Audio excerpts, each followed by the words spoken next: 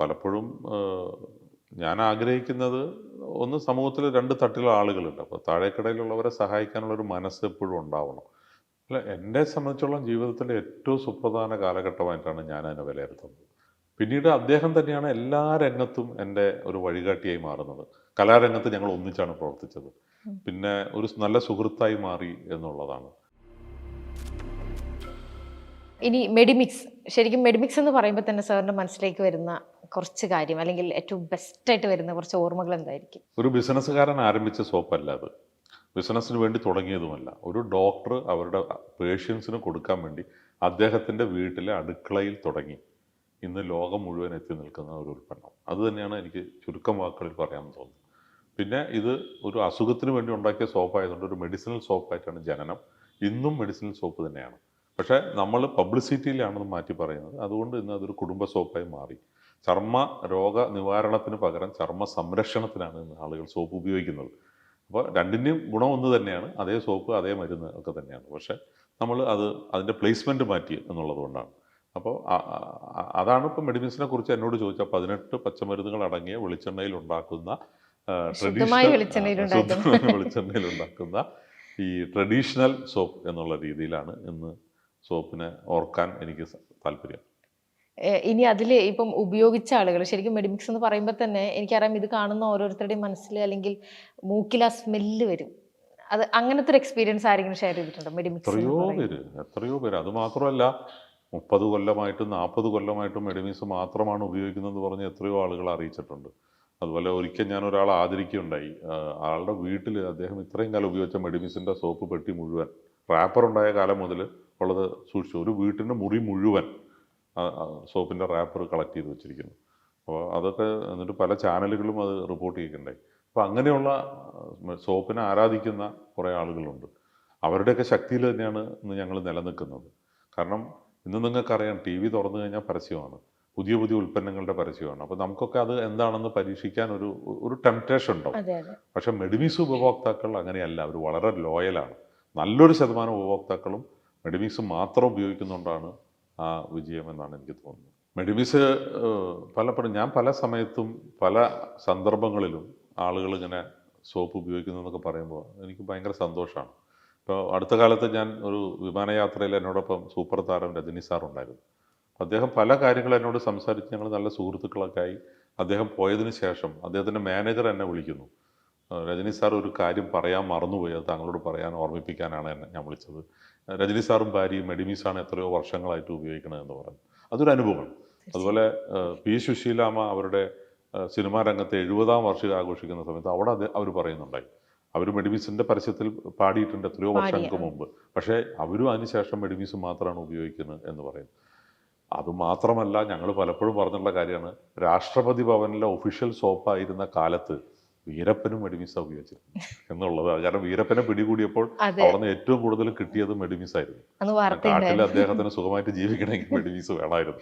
അപ്പോൾ അങ്ങനെ എല്ലാ മേഖലകളിലുള്ള ആളുകളും മെഡിമിക്സ് ഉപയോഗിക്കുന്നു എന്നുള്ളത് വലിയ സന്തോഷമാണ്. പിന്നെ ഹോട്ടലുകൾ, ഇന്ത്യയിലെ എല്ലാ ഹോട്ടലുകളിലും മെഡിമിക്സ് ഉപയോഗിക്കുന്നുണ്ട്. എല്ലാ തരത്തിലുള്ള ആളുകൾ ഇത് ഉപയോഗിച്ച് പഴകിയതുകൊണ്ട് അങ്ങനെയാണ് ഇതിനോടുള്ള ഒരു സ്ഥിരമായിട്ട് ഉപയോഗിക്കുന്ന കുറേ ആളുകൾ മെഡിമിക്സിലേക്ക് വരുന്നത്. ഇനി സാറിന്റെ കല എന്ന് പറയുന്ന ആ ഒരു രംഗത്തേക്ക് വരികയാണെന്നുണ്ടെങ്കിൽ AVA പ്രൊഡക്ഷൻസ് ഉണ്ട്. അതുപോലെ തന്നെ സാർ ഒരു നാടക നടൻ മാത്രം സിനിമയിലും അഭിനയിച്ചു. അപ്പം അങ്ങനെ നിരവധി മേഖലകളുണ്ട്. അതല്ലാതെ നമ്മുടെ ഓടക്കുഴൽ വായന കൂടെ ഉണ്ട്. അപ്പം എങ്ങനെയൊക്കെയാണ്, കാരണം കലയോടുള്ള സാറിന്റെ ഒരു ആത്മബന്ധം എങ്ങനെയാണ്? അല്ല, ഞാൻ അങ്ങനെ ഒരു തികഞ്ഞ കലാകാരനാണെന്നൊന്നും ഞാൻ പറയില്ല. ഇതെല്ലാം ഞാൻ പറഞ്ഞില്ലേ, ഞാൻ എന്തെങ്കിലും പുതിയത് പഠിക്കാനുള്ള ശ്രമം. നാടകം തന്നെ എൻ്റെ ജീവിതത്തിൻ്റെ എൻ്റെ രക്തത്തിൽ അലിഞ്ഞു ചേർന്ന മാതിരി ഇപ്പോൾ ഉള്ളത്. തുടക്കകാലത്തൊന്നും അങ്ങനെ സീരിയസ് ആയിരുന്നില്ലെങ്കിലും ഇന്ന് ഒരു പൂർണ്ണ നാടക നടനായി ഞാൻ മാറിയിട്ടുണ്ട്. കാരണം അത്രയധികം നാടകങ്ങളാണ്. ഞാൻ ചെയ്യാത്ത തരത്തിലുള്ള ഒരു വേഷവും ഇല്ല. അതും മിക്കവാറും കേന്ദ്ര കഥാപാത്രം തന്നെയാണ് നാടകത്തിൽ ചെയ്തത്, അന്നും ഇന്നും ചെയ്തുകൊണ്ടിരിക്കുന്നത്. അപ്പോൾ അതുകൊണ്ട് അതിനകത്ത് ഞാൻ വളരെ സ്ട്രോങ് ആണ്.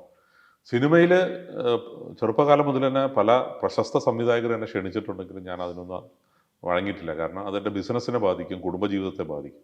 അതുകൊണ്ട് അന്ന് ഞാൻ മാറ്റിവെച്ചു. ഇപ്പോൾ ഈ 60 വയസ്സൊക്കെ കഴിഞ്ഞ ഈ അവസരത്തിൽ എനിക്ക് തോന്നി ഇനി അഭിനയത്തിൽ ഒന്ന് ശ്രദ്ധിക്കുന്നുണ്ട്, കുഴപ്പമില്ല. ബിസിനസ്സും സ്റ്റേബിളാണ്, നോക്കാനൊക്കെ ആളുകളുണ്ട്. അതുകൊണ്ടാണ് അതും പൂർണ്ണമായിട്ട് ഒരു സിനിമാ നടനായി മാറാൻ ഞാൻ ആഗ്രഹിക്കുന്നില്ല. പക്ഷേ ഒരു 14 സിനിമകളൊക്കെ ഞാൻ അഭിനയിച്ചു. അതും എല്ലാ ഭാഷയിലും അഭിനയിച്ചിട്ടുണ്ട്. മലയാളം തമിഴിന് പുറമെ ഹോളിവുഡ് സിനിമയിൽ വരെ അഭിനയിച്ച ആളാണ്. ഹോളിവുഡിൽ അമേരിക്കയിൽ പോയി ഹോളിവുഡ് സിനിമയിൽ അഭിനയിച്ചിട്ടുണ്ട്. അപ്പോൾ അതെല്ലാം അനുഭവത്തിന് വേണ്ടിയാണ്. അതിൽ നിന്ന് കിട്ടുന്ന ഒരു അനുഭവമാണ് എന്താണിത്, ഇതൊക്കെ എന്താണെന്ന് അറിയാൻ വേണ്ടി. അപ്പോൾ അടുത്ത കാലത്ത് തന്നെ ഞാൻ രജനി സാറിൻ്റെ കൂടെ ഒരു സിനിമയിൽ അഭിനയിച്ചു. ഞങ്ങൾ കോമ്പിനേഷനിൽ തന്നെ അഭിനയിച്ചു. അപ്പോൾ ഇത്രയും വലിയൊരു സിനിമയുടെ സെറ്റ് എന്താണ്, അവിടെ എന്താ നടക്കുന്നതെന്നൊക്കെ അറിയാനുള്ള ഒരു ആകാംക്ഷ കൂടെ എനിക്ക് അതിനകത്തുണ്ട്. അഭിനയിക്കുന്നതോടൊപ്പം തന്നെ അതും മനസ്സിലാക്കുക എന്നുള്ളതാണ്. അല്ലാതെ ഒരു കലാകാരൻ മാത്രമായി ഞാൻ ഒരിക്കലും മാറില്ല. മനസ്സിലായില്ല. അപ്പം ഞാൻ കുട്ടികളോടൊക്കെ എപ്പോഴും പറയുന്നതാണ്, നിങ്ങൾ ഏത് രംഗത്താണ് നിങ്ങൾ പ്രവർത്തിക്കാൻ ആഗ്രഹിക്കുന്നതിലും നിങ്ങൾക്ക് ഇഷ്ടപ്പെട്ടൊരു കല നിങ്ങളുടെ ഒപ്പം കൂട്ടുക. അത് മാത്രമേ ഉള്ളൂ. അത് നിങ്ങളെ വലിയ വിജയങ്ങളിൽ പലപ്പോഴും എത്തിക്കും. പിന്നെ ഒരു കോൺഫിഡൻസ് ഉണ്ടാവും. കലാകാരന്മാർക്ക് എല്ലാ കാര്യത്തിലും അങ്ങനെ ഒരു കാര്യമുണ്ട്. പിന്നെ ആളുകളുടെ ഇടപഴകുന്ന കാര്യത്തിലൊക്കെ ഒരു വ്യത്യസ്തത വരുമെന്നാണ് എനിക്ക് തോന്നുന്നത് കലാകാരന്മാർക്ക്. അതുകൊണ്ടായിരിക്കാം നാടകം, സിനിമ ഈ രംഗത്തൊക്കെ ഞാൻ പ്രവർത്തിക്കുന്നു. ഫ്ലൂട്ട് പിന്നെ ഞാൻ ആലോചിച്ചപ്പോൾ ഞാൻ പറഞ്ഞില്ല, പുതിയതായിട്ട് എന്തെങ്കിലും പഠിക്കണം എന്നുള്ളൊരു ആഗ്രഹത്തിൽ തുടങ്ങിയതാണ്. പിന്നെ എത്ര പ്രായമായാലും കൊണ്ടു നടന്ന് ഉപയോഗിക്കാവുന്ന ഒരു സാധനമാണ്. അപ്പം ആരുടെയും സഹായം വേണ്ട. യാത്ര ചെയ്യുമ്പോഴും ഇത്ര പോകുന്നൊരു കുഴലുണ്ട്, അതെടുത്ത് എവിടെയെങ്കിലും വെക്കാം. അത് പിന്നെ പ്രത്യേകിച്ച് നമുക്ക് ആരോഗ്യത്തിന് നല്ലതാണ്. അത് നല്ലൊരു ബ്രീത്ത് എക്സസൈസ് ആണ്. അതുപോലെ ഇപ്പോൾ നമുക്കിപ്പം ഒരു പ്രാർത്ഥനാ ഗാനം പോലും അതിൽ വായിച്ചാൽ മതി. ഇപ്പം അതുകൊണ്ട് ഇപ്പോൾ ചാൻഡ് ചെയ്യുമ്പോൾ അത് ഒരു വിശ്വാസത്തിൻ്റെ ഭാഗമാവും. പക്ഷെ നമുക്കത് ഇതിൽ കൂടെ വായിക്കുമ്പോൾ അതാണ്. പക്ഷെ നമ്മുടെ മനസ്സ് അതൊരു നല്ല മെഡിറ്റേഷനാണ്. അങ്ങനെ പല ഗുണങ്ങളും അതുകൊണ്ടുണ്ട്.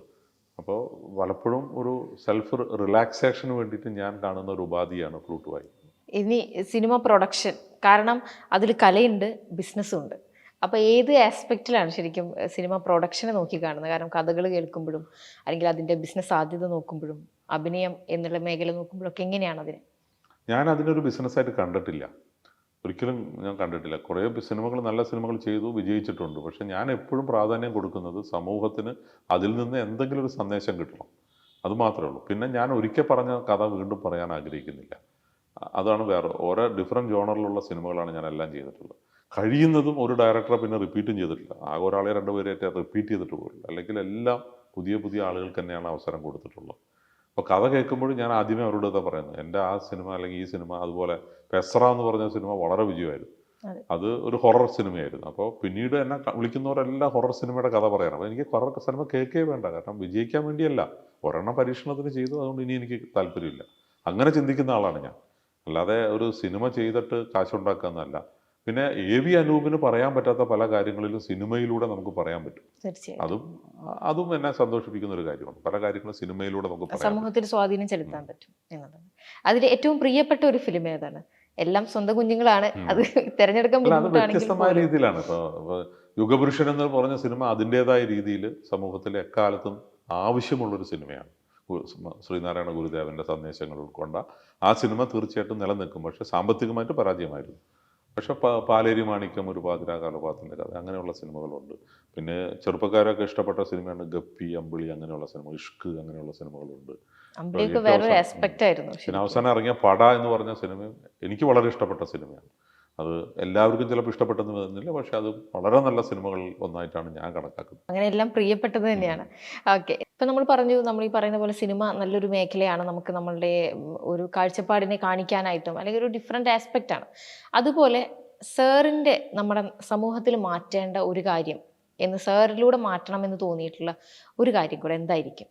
സാമൂഹ്യ പ്രവർത്തനത്തിൻ്റെ ഭാഗമായിട്ട് ഞാൻ പല കാര്യങ്ങളും ചെയ്തിട്ടുണ്ട് തീർച്ചയായും. അപ്പോൾ പലപ്പോഴും ഞാൻ ആഗ്രഹിക്കുന്നത്, ഒന്ന്, സമൂഹത്തിൽ രണ്ട് തട്ടിലുള്ള ആളുകളുണ്ട്. അപ്പോൾ താഴേക്കിടയിലുള്ളവരെ സഹായിക്കാനുള്ളൊരു മനസ്സ് എപ്പോഴും ഉണ്ടാവണം. ദിവസവും നമ്മൾ ആരെങ്കിലും ഒരാളെ സഹായിക്കേണ്ട ഒരു മനസ്സ് നമുക്കുണ്ടാവണം. അതൊന്ന്. പിന്നെ ഇപ്പോൾ ഈ അടുത്ത കാലത്ത് ഞാൻ ഈ എൻവയോൺമെൻറ്റുമായിട്ട് ബന്ധപ്പെട്ട പല ഇഷ്യൂസ് കണ്ടതിൽ ഒന്ന് ഈ വേസ്റ്റ് മാനേജ്മെൻറ്റാണ്. അപ്പോൾ പല സ്ഥലങ്ങളിലും ഞാൻ പറയുന്ന കാര്യമാണ് വേസ്റ്റ് എങ്ങനെ ഇതാക്കാമെന്ന്. അപ്പോൾ ഞാനിപ്പോൾ എറണാകുളത്തൊരു പ്രോജക്റ്റ്, അവിടെ മേയർ സംസാരിച്ചതിനനുസരിച്ച് അവിടെ പൊന്നുരുന്നി നാഷണൽ ഹൈവേ പാലമുണ്ട്, അതിൻ്റെ അടിയിൽ കമ്പോസ്റ്റ് ഉണ്ടാക്കുന്ന രീതിയിൽ ആ നാട്ടിൽ നിന്ന് എല്ലാ വീടുകളിൽ നിന്നും വേസ്റ്റ് കളക്ട് ചെയ്തിട്ട് ഈ നാഷണൽ ഹൈവേയുടെ അടിയിൽ അത് കമ്പോസ്റ്റാക്കി മാറ്റുന്ന വേസ്റ്റ് മാനേജ്മെൻറ്റിൻ്റെ ഒരു പ്രോജക്റ്റ് വിഭാവന ചെയ്തു. അത് കഴിഞ്ഞു, അതിൻ്റെ വർക്ക് കഴിഞ്ഞു. ഇപ്പോൾ അടുത്ത് തന്നെ ഉദ്ഘാടനം ഉണ്ടാവും. അതൊരു, എന്നെ സംബന്ധിച്ചോളം അങ്ങനെയുള്ള കാര്യങ്ങൾ പല ഭാഗത്ത് ചെയ്യണമെന്ന് ആഗ്രഹമുണ്ട്. കാരണം നാഷണൽ ഹൈവേയുടെ പാലത്തിൻ്റെ എല്ലാ സ്ഥലത്തും അടിയിൽ ആ സ്ഥലം വേസ്റ്റായിട്ട് കിടക്കുക. അപ്പോൾ അവരുടെ ഒരു പെർമിഷൻ കിട്ടുകയാണെങ്കിൽ, നാട്ടുകാരുടെ സഹകരണം, രാഷ്ട്രീയം ഒന്നും നോക്കാതെ ചെയ്യുകയാണെങ്കിൽ നല്ല കാര്യമാണ്. അപ്പോൾ അവിടെ ആ നാട്ടുകാരെല്ലാം അതിനോട് സഹകരിക്കുന്നു. അപ്പോൾ ബാക്കിയുള്ള സ്ഥലത്ത് ഈ കമ്പോസ്റ്റ് ഉപയോഗിച്ചുകൊണ്ട് തന്നെ പച്ചക്കറി നടാം, നല്ല ജൈവവളം ആയിട്ട് ഉപയോഗിച്ചുകൊണ്ട് ജൈവ കൃഷി നടത്താം. ഈ കമ്പോസ്റ്റ് വിൽക്കുന്ന പൈസ കൊണ്ട് ഇതിൻ്റെ ചിലവ് നടത്തി കൊണ്ടുപോകാൻ പറ്റും. അപ്പോൾ അങ്ങനെയൊക്കെയുള്ള ചില കാര്യങ്ങൾ നാട്ടിൽ കൊണ്ടുവരാൻ സാധിക്കുന്നതാണ് എനിക്ക് തോന്നുന്നത്. അതുപോലെ കൃഷിയും നാട്ടിൽ എത്രയോ സ്ഥലങ്ങൾ വയലുകളൊക്കെ ഉപയോഗശൂന്യമായിട്ട് കിടക്കുകയാണ്. അപ്പോൾ അതൊരു സഹകരണാടിസ്ഥാനത്തിൽ എല്ലാവരും കൂടെ വിചാരിക്കുകയാണെങ്കിൽ വിദേശ മലയാളികളുടെയൊക്കെ സപ്പോർട്ടോടു കൂടി ഉപയോഗശൂന്യമായിട്ട് കിടക്കുന്ന വയലുകളൊക്കെ കൃഷിയായിട്ട് മാറ്റി, പിന്നെ നമുക്ക് വീട്ടിൻ്റെ മുറ്റത്തും ടെറസിലും അടുക്കളത്തോട്ടം വഴിയൊക്കെ കൃഷി ചെയ്യാൻ പറ്റും. അതെല്ലാം ഒന്നിച്ചു കൊണ്ടുവരികയാണെങ്കിൽ അതിന് നല്ല സാധ്യതയുണ്ട്. അപ്പോൾ ഇങ്ങനെയുള്ള ചില മാറ്റങ്ങൾ കൊണ്ടുവരാൻ എനിക്ക് ആഗ്രഹമുണ്ട്. കൊറോണ എന്ന് പറയുമ്പം എല്ലാവരെയും സംബന്ധിച്ചും ഒരിത്തിരി ബുദ്ധിമുട്ട് ഉണ്ടായിരുന്നൊരു കാലഘട്ടമാണ്. പക്ഷെ സാറിനെ സംബന്ധിച്ച് ബുദ്ധിമുട്ടുണ്ടെങ്കിൽ പോലും അതിൽ ഒരുപാട് കാര്യങ്ങളെ നേടിയെടുക്കാൻ സാധിച്ചു എന്നുള്ളതാണ്. ഏറ്റവും എടുത്തു പറയേണ്ട ഒരു കാര്യം സാറിൻ്റെ ആത്മകഥ, അതിനേക്കുള്ള ഒരു പ്രചോദനമായിരുന്നു എന്നൊക്കെ കേട്ടിട്ടുണ്ട്. അപ്പം എങ്ങനെയാണ് കൊറോണ കാലത്തെ സാറ് വിശദീകരിക്കുന്നത്? അല്ല, എന്നെ സംബന്ധിച്ചോളം ജീവിതത്തിൻ്റെ ഏറ്റവും സുപ്രധാന കാലഘട്ടമായിട്ടാണ് ഞാൻ അതിനെ വിലയിരുത്തുന്നത്. എൻ്റെ കുടുംബത്തിലെ എല്ലാവരുമായിട്ട് 4 തലമുറയായിട്ട് ഒന്നിച്ച് ജീവിക്കാൻ സാധിച്ചു, സന്തോഷം പങ്കിടാൻ സാധിച്ചു. അവിടെ പോലും ഞങ്ങൾ ചിട്ടയായിട്ടാണ് ചെയ്തത്. രാവിലെ നേരത്തെ എണീക്കുക, എക്സസൈസ് ചെയ്യുക, കളിക്കാനായിട്ട് കുറേ സമയം മാറ്റിവെച്ചു. ഇപ്പോൾ 3-4 വയസ്സുള്ള പേരക്കുട്ടികളുണ്ടായിരുന്നു. അവരുമായിട്ട് ഫൈറ്റ് ചെയ്യാൻ പോലും ഞാൻ സമയം ഫിക്സ് ചെയ്തിരുന്നു എന്നുള്ളതാണ്. അവർക്ക് പോലും അറിയാം. അവർ പറയും അച്ചാച്ചാ ഇറ്റ്സ് ഫൈറ്റ് ടൈം എന്ന് അവർ പറയും. അങ്ങനെ ഞങ്ങൾ അപ്പോൾ അതൊരു രസമാണ്. പക്ഷേ ഇന്നത്തെ കാലത്ത് അത് സാധിക്കില്ല. കാരണം ഇത്രയും തിരക്കുള്ള ജീവിതത്തിൽ അവർക്കും പഠിക്കാനുണ്ട്, സ്കൂളിൽ ബിസിയാണ്, അവരുടെ പാരൻസ് ബിസിയാണ്, ഞാൻ ബിസിയാണ്. അപ്പോൾ ഒരു ദിവസം പോലും അങ്ങനെ ഒരു ഫുൾ ഡേ ഒന്നിച്ച് ചിലവഴിക്കാൻ നമുക്ക് കിട്ടുന്നില്ല എന്നുള്ളതാണ്. അന്ന് അങ്ങനെ ആയിരുന്നില്ല. യാതൊരു ടെൻഷനും ഇല്ല. ടീച്ചർമാർ കൊടുക്കുന്ന ഹോംവർക്കിൻ്റെ ടെൻഷൻ കുട്ടികൾക്കില്ല, നമുക്ക് യാതൊന്നുമില്ല. എന്നാൽ അവർ പഠിക്കുന്നുണ്ടായിരുന്നു. അവർ കൃത്യമായിട്ട് സമയം വെച്ച് അവർക്ക് പഠിക്കാനുള്ളതൊക്കെ പഠിച്ചു, കൃത്യമായിട്ട് അവർ ഇതായി. അപ്പോൾ ആ ഒരു കാലഘട്ടം അതുകൊണ്ട് എന്നെ സംബന്ധിച്ചുള്ള ജീവിതത്തിലെ ഏറ്റവും സുപ്രധാന ഘട്ടമായിട്ട് തന്നെയാണ് ഞാൻ കണക്കാക്കുന്നത്. പല സാമൂഹ്യ പ്രവർത്തനങ്ങളും ചെയ്യാൻ സാധിച്ചു, കലാപരമായ കാര്യങ്ങൾ വീട്ടിലിരുന്നു കൊണ്ട് തന്നെ ചെയ്യാൻ സാധിച്ചു, കുടുംബവുമായിട്ട് സഹകരിച്ചുകൊണ്ട് ലോകത്തിൻ്റെ പല ഭാഗങ്ങളിലെ ആളുകളുമായിട്ട് ചേർന്നുകൊണ്ട് മൊബൈൽ ഉപയോഗിച്ചുകൊണ്ട് വീഡിയോ നാടകങ്ങൾ ചെയ്ത് ഞങ്ങൾ പുറത്തിറക്കി, അതും വലിയ വിജയം നേടി. അതൊക്കെ ഉണ്ട്. അതൊക്കെയാണ് എൻ്റെ മനസ്സിലുള്ള കൊറോണയെക്കുറിച്ചുള്ള ഓർമ്മകൾ. അങ്ങനെയാണ് ഞാൻ പിന്നെ വായനാശീലം തിരിച്ചെടുക്കുകയും വായന വന്നപ്പോൾ പുസ്തകം എഴുതാനുള്ള ഒരു പ്രേരണ വരികയും എൻ്റെ ഗ്രാൻഡ് ഫാദറിൻ്റെ ഒരു പുസ്തകം ഞാനൊരു സമാഹാരമായിട്ട് ഇറങ്ങി, S.E. ഗോവിന്ദൻ, അതിൻ്റെ ശ്രമവും ആ പുസ്തകങ്ങളൊക്കെ വായിച്ചതും ആ കാലഘട്ടത്തിലാണ്. ഇതൊക്കെ എന്നെ അല്ലാതെ ഇൻഫ്ലുവൻസ് ചെയ്ത കാര്യങ്ങളാണ്. അതിനുശേഷമാണ് കൊറോണ കഴിഞ്ഞതും പുസ്തകം എഴുതാമെന്ന് തീരുമാനിക്കുന്നത്. പക്ഷേ ഞാൻ എവിടെയും ഡയറിയിൽ എഴുതി വയ്ക്കുകയോ കുറിപ്പുകൾ എഴുതി വയ്ക്കുകയോ ചെയ്തിട്ടുള്ള ആളല്ല. അപ്പോൾ മനസ്സിൽ വരുന്നതേ എഴുതാൻ പറ്റുള്ളൂ. അപ്പോൾ എല്ലാ ഓർമ്മകളും ഇങ്ങനെ പൊടി തട്ടിയെടുക്കാൻ 2 വർഷത്തോളം വേണ്ടി വന്നു. അപ്പോൾ ആ ഒരു നീണ്ട കാലയളവിലാണെങ്കിലും അത് ഇന്നിപ്പോൾ ഷാർജ ഇൻ്റർനാഷണൽ ബുക്ക് ഫെയറിൽ വെച്ച് അത് പ്രകാശനം ചെയ്യാൻ സാധിച്ചു. DC ബുക്കിൻ്റെ പ്രകാശനവും ശശി തരൂർ അതിന് അവതാരിക ഇതൊക്കെ ചെയ്ത് എന്നെ സംബന്ധിച്ചോളം വലിയ സന്തോഷമുള്ള കാര്യമാണ്. ആ പുസ്തകത്തിനെ കുറിച്ചാണെങ്കിലും നല്ല അഭിപ്രായം എനിക്ക് തീർച്ചയായിട്ടും ഞാനത് വായിച്ചൊരു ബുക്കാണ്. അതിൽ തന്നെ നമുക്ക് ഫീൽ ചെയ്യുന്നു, നമുക്കത് പിക്ചറൈസ് ചെയ്യാൻ പറ്റും. അതാണ് ഏറ്റവും ഇമ്പോർട്ടൻറ്റ്. നമ്മൾ വായിക്കുമ്പോൾ നമുക്കതിനെ പിക്ചറൈസ് ചെയ്യാൻ പറ്റണം. അപ്പോൾ വായിക്കാത്തവരല്ല, ഓൺലൈനിൽ ഇത് കിട്ടാനുണ്ട്. DC ബുക്കിൻ്റെയിലും ഫ്ലിപ്കാർട്ടിലും ആമസോണിലൊക്കെ ഈ പുസ്തകം അവൈലബിൾ ആണ്. അപ്പോൾ വായിക്കാൻ താല്പര്യമുള്ളവർക്ക് അത് വാങ്ങിച്ച് വായിക്കണം എന്ന് കൂടി ഈ അവസരത്തിൽ ഞാൻ തീർച്ചയായിട്ടും. കാരണം അത് രസകരമായിട്ടുള്ള ഒരുപാട് കാര്യങ്ങളും അതിൽ മെൻഷൻ ചെയ്തിട്ടുണ്ട്. പിന്നെ സാറിൻ്റെ എക്സ്പീരിയൻസസ് ശരിക്കും അത് നമുക്ക് ഒരിക്കലും കിട്ടുന്ന കാര്യമില്ലല്ലോ. ഇപ്പം എടുത്തു പറയുകയാണെന്നുണ്ടെങ്കിൽ മറ്റുള്ളവരുടെ ഒരാളുടെ ലൈഫ് അറിയാൻ വേണ്ടി ആളുകൾക്ക് താല്പര്യമുണ്ട്. പക്ഷെ അത് അവരുടെ ആത്മകഥയിലൂടെ അറിയാൻ പറ്റുമെന്നുള്ളത് വളരെ സിമ്പിൾ ആയിട്ടുള്ള ഒരു വേർഡാണ്. സോ സാറിൻ്റെ ബുക്ക് ഓൾറെഡി അവൈലബിൾ ആണ്. അത് വായിക്കുമ്പോൾ നിങ്ങൾക്ക് ഫീൽ ചെയ്യും എത്രത്തോളം ആ ഒരു ലൈഫ് സാർ കൊണ്ടുപോയി എന്നുള്ളത്. പിന്നെ ഈ ബുക്ക് എഴുതി എന്നൊക്കെ പറയുമ്പോഴും നമുക്ക് ഈ പറയുന്ന പോലെ എങ്ങനെയാണ് ഫാമിലി ഇതിനെ നോക്കിക്കാണുന്നത്? കാരണം കുറേ കാലം നമ്മൾ ബിസിനസ്സാണ്, അതിൽ കല എന്നുള്ളതുണ്ട്, പുതിയ പുതിയ കാര്യങ്ങൾ പഠിക്കുന്നു. അങ്ങനെ പെട്ടെന്ന് നമ്മൾ പറയുന്ന ഒരു ബുക്ക് എഴുതണം എന്നൊക്കെ പറയുമ്പോൾ എങ്ങനെയാണ് ഫാമിലിയുടെ ഭാഗത്തു നിന്നുള്ളൊരു റെസ്പോൺസ്? അല്ല, എൻ്റെ ഒരു ഭാഗ്യം എന്താണെന്ന് വെച്ചാൽ ഞാൻ ചെയ്യുന്ന എല്ലാ കാര്യങ്ങൾക്കും ഫാമിലി സപ്പോർട്ടുണ്ട്. പലപ്പോഴും അവരുടെ അനുകൂല ഭാവം മാത്രമല്ല, അവരും ഇതിൻ്റെ ഭാഗമാകും. ഇപ്പോൾ നാടകം എന്ന് പറയുമ്പോൾ അതിൻ്റെ റിഹേഴ്സൽ സമയത്ത്, കഥ കേൾക്കുന്ന സമയത്ത്, റിഹേഴ്സൽ കറക്ഷൻസ് കൊണ്ട് എല്ലാം ഭാര്യയും മക്കളും സഹായിക്കാറുണ്ട്. പിന്നെ അവരെല്ലാം എന്നോട് കൂടെ അഭിനയിക്കാറുമുണ്ട്. അപ്പോൾ അതിൽ യാതൊരു പ്രശ്നവുമില്ല. പിന്നെ ഇവിടെ അഭിനയിക്കാൻ വരുന്ന ആളുകൾക്കെല്ലാം ചായയും ഭക്ഷണം കൊടുക്കാനൊക്കെ അവർക്ക് സന്തോഷമുണ്ട്. അതൊരു ശരിയാണ്, അതൊരു ആഘോഷം തന്നെയാണ് അത് കാണുന്നത്. അതുപോലെ തന്നെ സിനിമയിലേക്ക് കടന്നപ്പോഴും അതുപോലെ തന്നെ സഹകരണം എനിക്ക് കിട്ടിയത്. അപ്പോൾ ഞാൻ ചെയ്യാമെന്ന റോള്, എൻ്റെ കൂടെ അഭിനയിക്കാൻ പോകുന്ന സ്ത്രീകൾ ആരാണ്, അല്ലെങ്കിൽ ചിലപ്പോൾ ഭാര്യ തന്നെയാണ്. ഇപ്പോൾ അച്ഛനൊരു വാഴ വെച്ചു എന്ന സിനിമയിൽ എൻ്റെ കൂടെ അഭിനയിക്കുന്ന എൻ്റെ കാമുകി ആരാവണമെന്ന് പോലും ഭാര്യയെ പറഞ്ഞിരുന്നത്. അപ്പോൾ അതുപോലെയുള്ളൊരു സഹകരണം നമുക്ക് കിട്ടുന്നുണ്ട് എന്നുള്ളതാണ്. പിന്നെ പുസ്തകം എഴുതുന്ന സമയത്ത് ഞാൻ അപ്പോൾ അവർ പറഞ്ഞു തരും, ഇങ്ങനൊരു കാര്യം എഴുതണ്ടേ, ഇങ്ങനൊരു കാര്യമില്ല. അപ്പോൾ അവരുടെ ഓർമ്മയിൽ വരുന്ന കാര്യങ്ങൾ അതെന്നെ സഹായിച്ചിട്ടുണ്ട്. ഇതൊക്കെയാണ് നമുക്ക് ഒരു നല്ല സപ്പോർട്ടീവ് ഫാമിലി കൂടെ ഉണ്ടെങ്കിൽ വളരെ സന്തോഷമാണ്. അതുപോലെ തന്നെ ഇപ്പോൾ ഈ പുസ്തകത്തിൻ്റെ കവർ ചിത്രം ഡിസൈൻ ചെയ്യണത്, അതിനകത്ത് എഴുതേണ്ട വാക്കുകൾ, ഇതെല്ലാം മക്കളാണ് എനിക്ക് ചെയ്തു തന്നത്. അപ്പോൾ അതെല്ലാം വലിയ സഹായമാണ് അങ്ങനെയുള്ള കുട്ടികളുടെ ഒരു സപ്പോർട്ടുള്ളത്. ശരിക്കും ഒരു ലക്കി മാനും അതുപോലെ കൂടിയാണ്. മരുമക്കളാണെങ്കിലും ഇപ്പോൾ ഞാൻ ശശി തരൂരിൻ്റെ അടുത്ത് പോകാൻ ആദ്യം ഒരു മടിയുണ്ടായിരുന്നു. അപ്പോൾ എൻ്റെ സണ്ണിലോ വിവേകാണ് പറയുന്നത്, ഞാൻ കൂടെ വരാം, നമുക്ക് ഡൽഹി പോയി കാണാം എന്ന് പറഞ്ഞ ആളാണ് എന്നെ കൂട്ടിക്കൊണ്ടുപോകുന്നത്. അപ്പോൾ അത് ചെന്നതുകൊണ്ട് മാത്രമാണ് അത് നടന്നത്. അല്ലെങ്കിൽ തിരുവനന്തപുരത്തൊക്കെ ചെന്ന തിരക്കിൻ്റെ ഇടയിൽ അദ്ദേഹത്തിന് ഒരുപക്ഷെ സാധിക്കില്ല. അപ്പോൾ അങ്ങനെയുള്ള സപ്പോർട്ട് തന്നെയാണ് ഫാമിലിയുടെ. അപ്പോൾ അമ്മ ഞാൻ നേരത്തെ സൂചിപ്പിച്ചു, അമ്മയാണ് എൻ്റെ ഏറ്റവും വലിയ ശക്തി. അമ്മ എന്തുണ്ടെങ്കിലും ഈ പറയുന്ന പോലെ കാര്യങ്ങളെല്ലാം പറഞ്ഞു തരും. സാറിന്റെ ഏറ്റവും വലിയ ഇൻഫ്ലുവൻസർ ആരാണ്? എൻ്റെ ജീവിതത്തിൻ്റെ കാര്യമാണ് ചോദിക്കണമെങ്കിൽ ഇപ്പോൾ ബിസിനസ്സിൽ ഡോക്ടർ വി പി സിദ്ധൻ തന്നെയാണ് മെഡിബിസിൻ്റെ സ്ഥാപകൻ, എൻ്റെ അമ്മാവനും കൂടിയാണ്. പിന്നീട് അദ്ദേഹം തന്നെയാണ് എല്ലാ രംഗത്തും എൻ്റെ ഒരു വഴികാട്ടിയായി മാറുന്നത്. കലാരംഗത്ത് ഞങ്ങൾ ഒന്നിച്ചാണ് പ്രവർത്തിച്ചത്. പിന്നെ ഒരു നല്ല സുഹൃത്തായി മാറി എന്നുള്ളതാണ്. അങ്ങനെ ഞങ്ങൾ യാത്രകൾ ധാരാളം പോയിട്ടുണ്ട്. അപ്പോൾ എൻ്റെ സുഹൃത്തുക്കൾ അദ്ദേഹത്തിൻ്റെ സുഹൃത്തുക്കളാകുന്നു, അദ്ദേഹത്തിൻ്റെ സുഹൃത്തുക്കൾ എൻ്റെ സുഹൃത്തുക്കളാകുന്നു. അതെല്ലാം വളരെ ആലോചിക്കുമ്പോൾ ഭയങ്കര ഇതാണ്. അപ്പോൾ ഓരോ മേഖലകളിലും ഞാൻ ആദരിക്കുന്ന ആരാധിക്കുന്ന പല ആളുകളുണ്ടാകാം.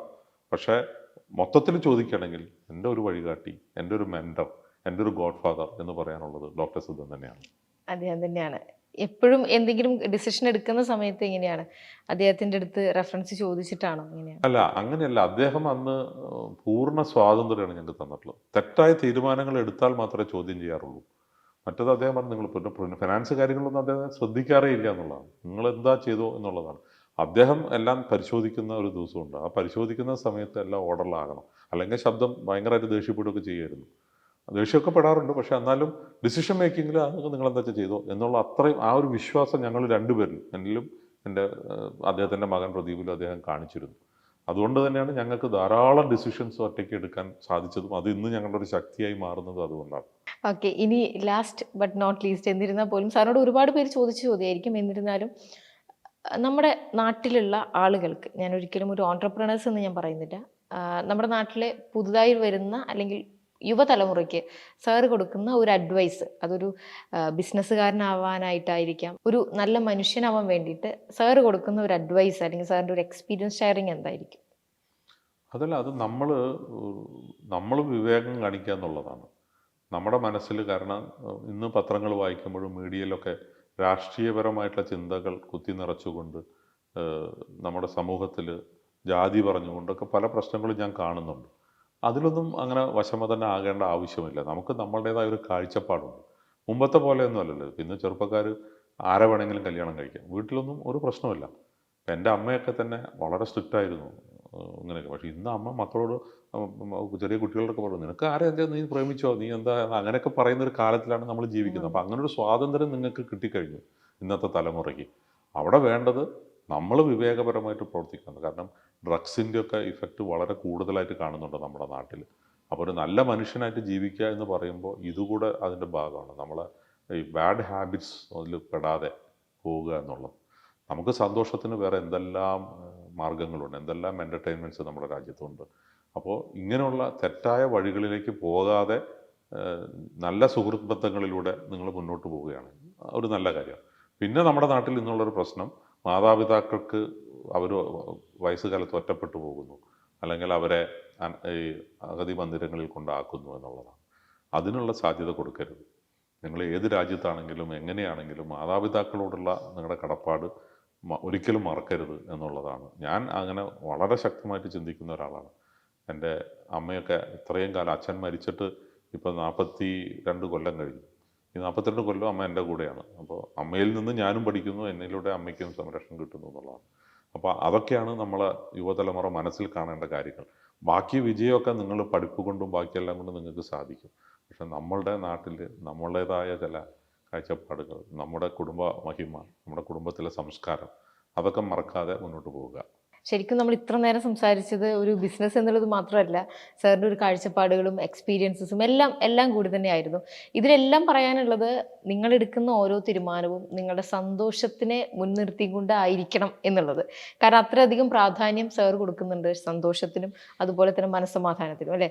കാരണം ബിസിനസ് നടത്തുമ്പോൾ മനസ്സമാധാനം കളഞ്ഞുകൊണ്ട് കുറേ പണം സമ്പാദിച്ചിട്ട് ഒരു കാര്യമില്ല. അല്ലെങ്കിൽ നിങ്ങൾ എത്ര കലാപരമായിട്ടുള്ള കഴിവുകളായിക്കോട്ടെ, എന്തും ആയിക്കോട്ടെ, നിങ്ങളെ മനസ്സമാധാനവും സന്തോഷവും കളഞ്ഞുകൊണ്ട് ഒരു കാര്യം ചെയ്യരുത്. അതാണ് ഇന്നത്തെ തലമുറയ്ക്ക് ഏറ്റവും കൂടുതൽ ആവശ്യമായിട്ട് ഒരു അഡ്വൈസും കൂടെ എന്ന് എനിക്ക് തോന്നുന്നു.